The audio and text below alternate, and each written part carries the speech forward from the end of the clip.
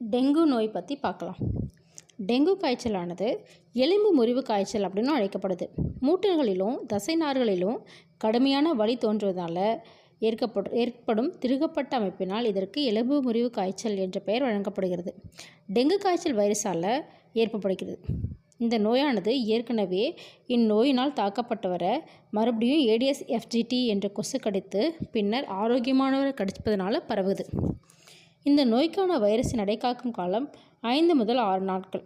அதிகமான காய்ச்சல், கடுமையான தலைவலி, தசைநார் மற்றும் மூட்டுகளில் வலி, அரிப்பு, இரத்தப்போக்கினை வெளிப்படுத்துதல், இரத்த தட்டுகள் எண்ணிக்கை குறைவுபடுதல் போன்றவை நோயோடு தொடர்புடைய அறிகுறிகள். அதுக்கப்புறம் தோலில் இரத்த கசிவு வெளிக்காட்டுறது.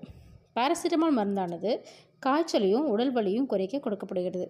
முழுமையான ஓய்வு மற்றும் நீர்ச்சத்தான உணவுகளை அதிகமாக உட்கொள்ளல் அவசியம்.